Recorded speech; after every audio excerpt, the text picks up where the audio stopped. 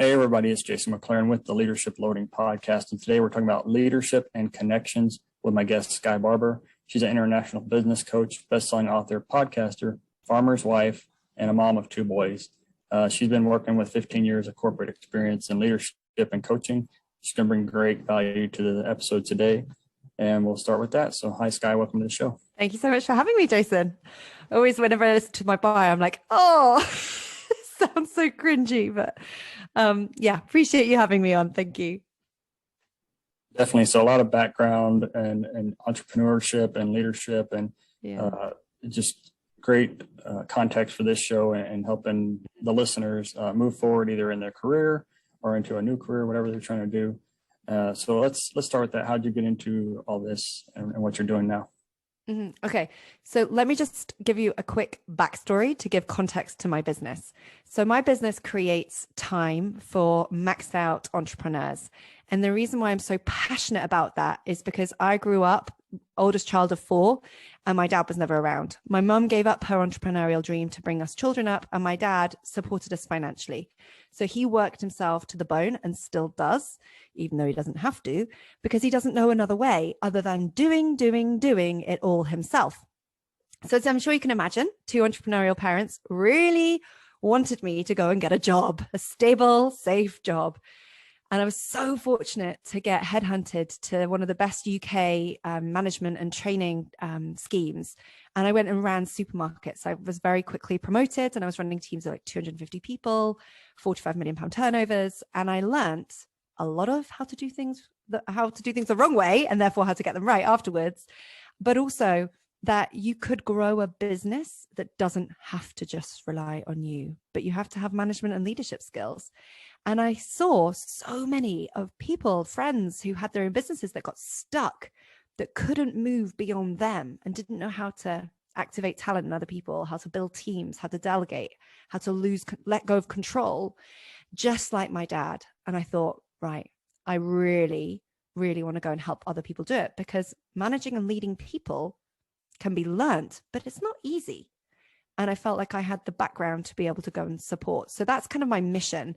I want every parent to be able to have the freedom to choose how they spend their life in business and at home as a family member. And I love my business. I love my children. I love the balance of both. And I want other people to realize you can have a choice. Definitely. And I think that kind of goes into delegation and hiring people that, hiring the experts for things that you don't know. I know growing up in the military and working in the military and getting out and then in my job now in the private sector, it's all about hiring those that supplement your weaknesses. And so let's talk about that on, making sure that you basically build in your own time and hire the people that can help you succeed. Yeah. You're taking my tip away right now, but yes, that's exactly it. And I learned the skill really early on. I'm very dyslexic, so there are certain things I'm really good at, and if I can be so bold to say, like excellent and outstanding at. And there's a lot of stuff I'm absolutely awful at. But in the school system, and then later in the corporate world system, like they expect you to be good at everything and excellent at a few things. Like you have to reach like a minimum bar. And I couldn't reach that minimum. And I couldn't understand the way certain teachers worked and also how certain bosses, how they wanted me to do things. So I constantly had to look for the strengths and skills in others to help fill in my weaknesses and build people around me that allowed me to do what I was great at and support them, and equally them to do what they were great at and support me. And that got me through like sailing all my exams and being like doing really well at university. And then in my career, it allowed me to lead big businesses, even though I still couldn't read a P&L. I was running a multi-million pound business and I couldn't read a P&L. Because I just could, the numbers didn't stay still on a page. But I found people in my team. I knew what I needed to know. And I found people in my team and allowed them to draw out the strengths in them so that I could leverage that to help them in their career and help me in mine. So I'm all about creating relationships that's like win-win. Like, how do I get the best out of you that helps you? And how does that also help me and my blind spots? So I'm all about personally utilizing strengths of other people and then building my own team to support my weaknesses and being really candid to say, I'm terrible at this. Like, I'm just not good. Like, this is where, like someone said to me, you build teams where I'm not afraid to hire people better than me. And that's how I teach my clients. Like, how do you recognize the gaps in your knowledge and gaps in your capability? And let's be bold leaders to actually hire people better than us to make us like a stronger team than feeling any kind of resistance or competitiveness amongst the people we hire. I agree 100%. And I think that's kind of how we've worked throughout this whole pandemic. And we're finishing up year 2 of the pandemic. I think we finally started to squash some of the things that we need to get rid of, like masks and that sort of thing, especially in the United States. But you keep hearing about this burnout, because everyone went to remote work and they thought, well, I have to do everything because I can't see my team or I can't see the people on my team. And so they were just burning themselves out because they're working 12-hour days or whatever.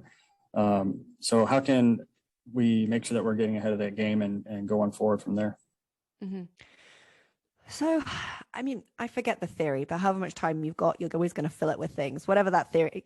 I'm not very good at remembering quotes, but it's true. Like when we set meetings in our diary that's going to take an hour, they take an hour no matter what. So I always start with people saying, let's be really conscious about our time.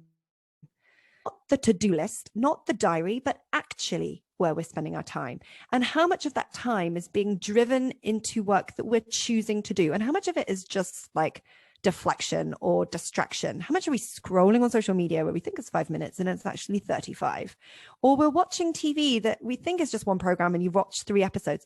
And I have nothing against either of those tasks if you're choosing to switch off like that. But if you're wondering, like, I'm just so busy all the time, I've got too much stuff going on, I would first start with looking at what tasks am I doing in the day?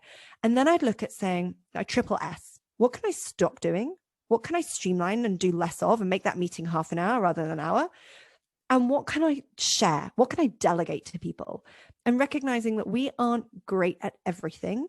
So how do we remove some of the lower value or things that we're less inclined to do or just stay on the to-do list because we don't do them? How do we give them to other people to actually get done and frees up our time? And that always comes down to one thing. How much do you value your time?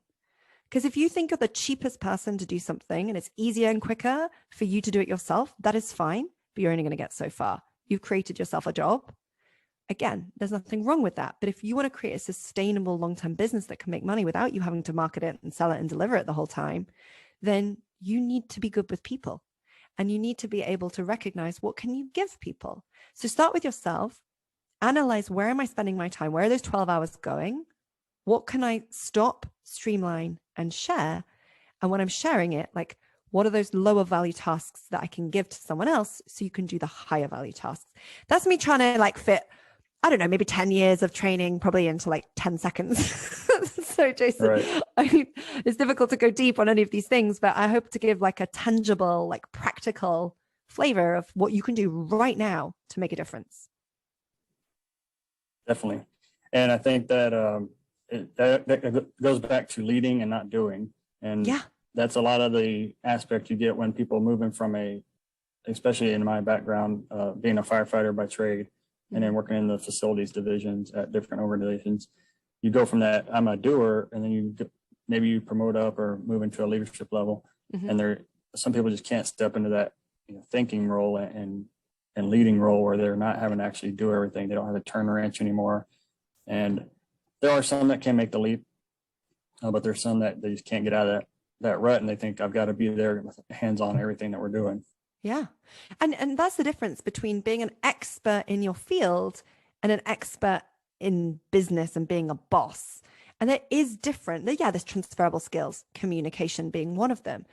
But how do you get the best out of people? How do you have those difficult conversations when things aren't going to plan? How do you teach someone in a way that they really take ownership of the task and don't have to come back to you every 2 minutes? Like, can you check this? What's next? like that they can look after themselves, and they're still going to create a brilliant return on investment.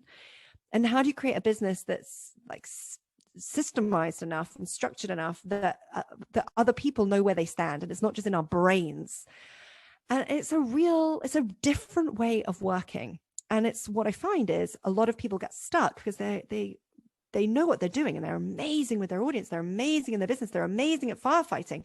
But put them, or I was having this conversation yesterday with a lawyer. They're an amazing lawyer.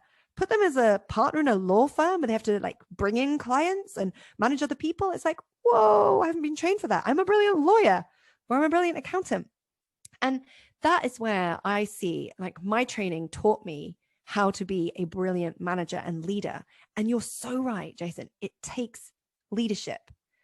And I don't know what you define leaderships per se, but to me, that is about like that vision, that building the teams and driving profit. Because whilst you are that doer, if you're not doing, nothing gets done. and there is about like creating a business that you can have a holiday from and it's going to still bring in money. Like, that's an aspiration for a lot of my clients. What about you? Do you agree? Yeah, definitely. And you put this on your website. It's about growing your business the way that makes you feel good.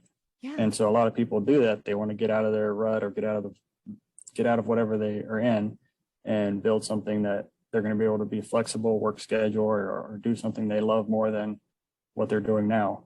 And that could be their hobby or their skill. And it just goes from there. But you know, it's difficult because we get resistance, don't we? And we get stuck in that. And I call the 4 freedom blocks crop up because we feel like so much responsibility, it has to be us. Or we might feel the busy block, whereby you're just going to get through 101 things and then you can create the passive product or the course or whatever it might be.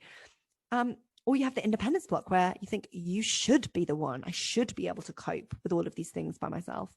Or lastly, you have the critical block that basically tells you, if it isn't perfect, don't do it.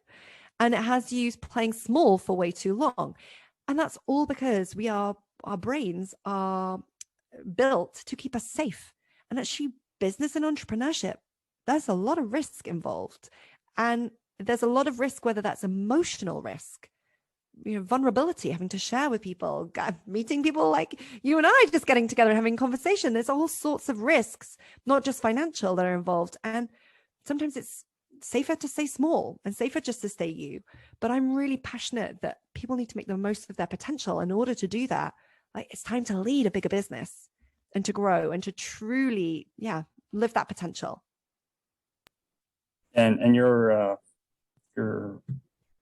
course or your website is based on that, right? Yeah, exactly that. I mean, I have lots of different ways that people work with me, but it tends to be both the practical, how do I structure my business? How do I systemize it? How do I get the right people in the right place doing the right thing? And then it's the personal. Oh gosh, I've got this business, I want to grow it, but how do I get myself into the right leadership headspace to get out of their way and my way? So it's really a 2-pronged attack. That sounds way too dramatic.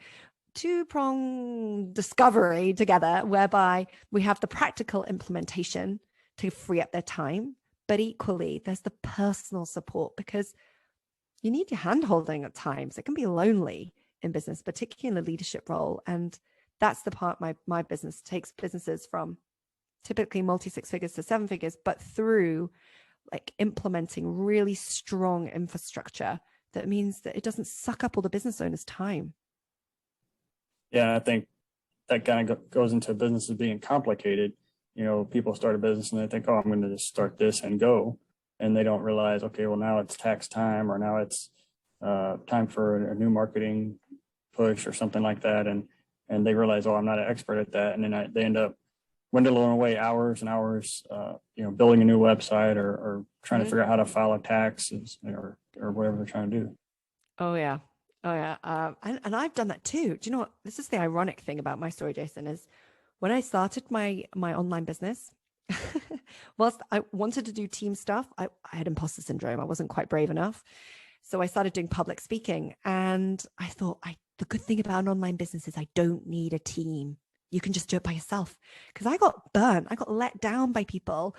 And I had a horrible experience when I had to try and change some culture, and it really did burn me. It put me in hospital for 3 days with burnout, and I thought, no, I'm going to run an online business. I'm going to just do it all by myself with my phone. But I quite quickly realized that can only get you so far, and I still had a job. So that's why I had to evolve and now have a team of 4, and it's been great fun. But I made these mistakes too, like hiring a VA and then not using them because I didn't know what to delegate to. I felt like I slipped when I came into the online world, and like the stuff I learned from the offline world suddenly wasn't as relevant. And I've had to retrain myself to see the the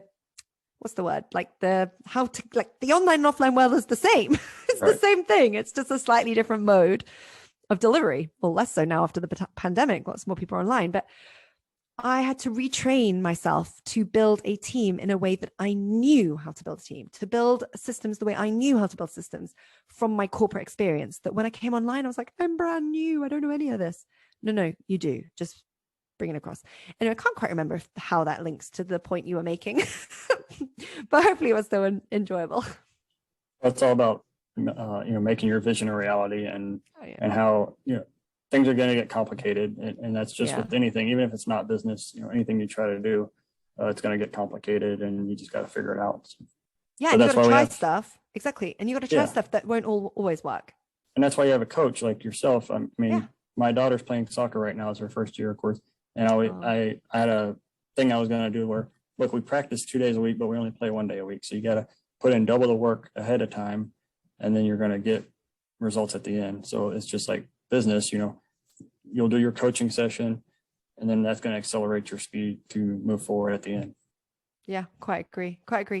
And that's why, such a privilege to do this role, because I work with some amazing, talented people who are just bogged down by the clutter of stuff. And I don't mean materialistically, I'm just talking about tasks. And I love it because we wade through that, we declutter it all, and we give them space to breathe, and they're able to be the visionary, the creative entrepreneurial leader that allows them to make a lot more money and have a lot more fun than what they were doing before. And so it's a real privilege to stand by the sides of these men and women and to make that happen, because they're the ones that go on and change the world. They're the ones creating foundations, creating charities, legacies off the back of their businesses, and changing lives in their businesses. And to have a tiny part in that, and to get to do that in my business is just the most fun job in the world. If you had one quick tip for someone you just met about leadership, what would you say? Okay, so in a theme of what we've just talked about, do what you do best and get help with the rest. And what I would add is, before you think you're ready, be proactive with this and don't wait until it's too late. You won't make good decisions from a reactive place. So get help before you're ready. Definitely. And like I said, you can't know what you need help with until you get going. And and that's going to help you get ready. So good deal. Yeah. All right, Skye, how can we get a hold of you if we want to learn more? So come and find me. So I think we're going to link my website below, but come and find me on Instagram, Skye_Barbour.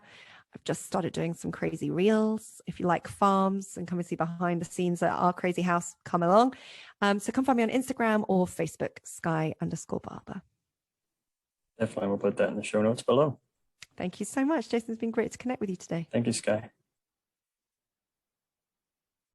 There are thousands of leadership and management podcasts to choose from. We're glad you chose the Leadership Loading Podcast, a Go Heroes production. If you'd like to support Go Heroes Inc., visit www.goheroes.org. And with that, it's time to wrap up today's show. Thank you so much for listening. We sincerely hope you liked it. Don't forget to like, subscribe, and share this podcast with your family and friends. Let's all grow together. Thanks for listening to the Leadership Loading Podcast. Leadership inspired.